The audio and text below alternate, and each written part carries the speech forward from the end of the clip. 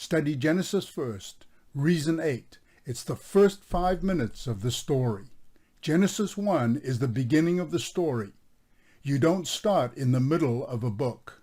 The introduction sets the stage. You're plunged into the story's world and characters. First, heaven, the universe.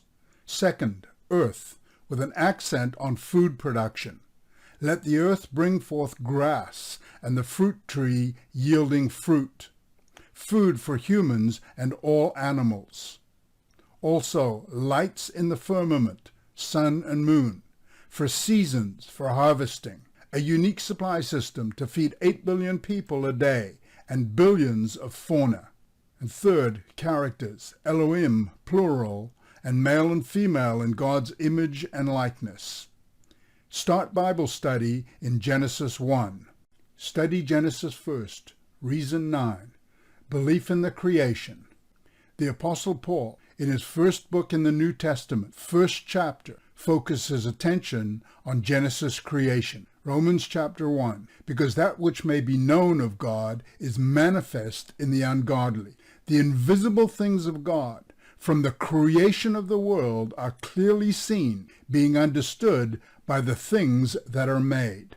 Air, water, land. Creation days 2 and 3. Scientifically, each has its complex composition to support life, regulated to the nth degree. The three interact to support life. Remove a single part, and life collapses. Belief starts by seeing God in the physical Genesis creation and grows to faith in the miracle of the resurrection of Christ. Genesis leads to Christ. Study Genesis first. Reason 10. The ultimate question about God answered. Before the universe existed, how did God come into being? Genesis 1. In the beginning, God created the heaven and the earth. God precedes everything before molecules, elementary particles, and quantum fields. Why? Because God is eternal, everlasting, without beginning, without end. Elohim and Yahweh are givens at the beginning of Genesis. But Yahweh, Yud-He, Vav-He, means I am. It includes I was, I am, I will be. Can you explain eternal? No. Genesis opens with God. It is a faith-based declaration. How did God come into being? He didn't. God, Elohim, Yahweh Elohim, is eternal. Study Genesis first. Reason 11. Miracles established our world and science. God is a God of miracles, events inexplicable by natural or scientific laws. Genesis creation is a series of miracle after miracle. Every single mathematical equation, universal fine-tuning law, and axiom are the result of God created the heaven and the earth. Science measures miracles and figures out how God's creation works. Yahweh's questions to Job about the universe are the same today for you and me. Job 38. Where were you when I laid the foundation of the earth? Declare if you have understanding. Who has laid the measure thereof, if you know? Whereupon are the foundations thereof fastened? Or who laid the cornerstone thereof? Study Genesis first. Reason 12. The Bible is not a science book, but it is scientific. King Solomon describes natural phenomena created in Genesis scientifically. Ecclesiastes 1. The wind goes towards the south and turns about to the north. That's geographic magnetic concepts. It whirls about continually, and the wind returns again according to its circuits. Meteorology. All the rivers run into the sea, yet the sea is not full.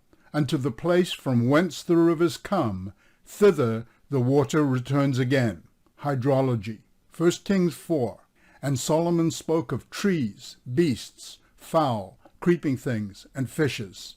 Astronomy, biology, botany are woven into the biblical narrative. Scientifically correct descriptions are included in the Bible. Genesis reveals the delimitation and relationship between theology and science. Theology and science borders are perfectly defined. Genesis 1. God created the heaven and the earth.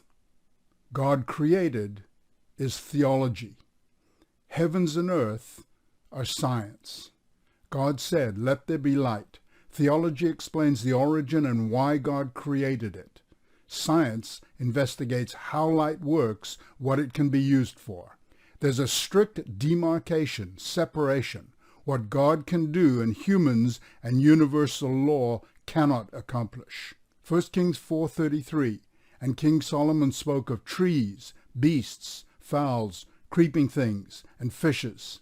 He describes natural phenomena, science, created, theological events, days 3, 5, and 6 in Genesis. Do you believe the awesome miracles of creation trump science? Study Genesis first, because God's Word, theology, poses the basis of science. Someone commented, "Theology explains absolutely nothing. God is no more than a fictional character. Science can explain everything." Well, consider this. For centuries, the best science brains are empty-headed about consciousness and mind. Psalm 139 tells us, "I will praise you, God, for I am fearfully and wonderfully made. Marvelous are your works, and that my soul knows right well." Oh, that all souls grasp God's creation. I challenged the detractor to read Mind Body Problem Solved for the theology of consciousness and mind based on the biblical Hebrew of Genesis 2 verse 7, breath of life, neshama.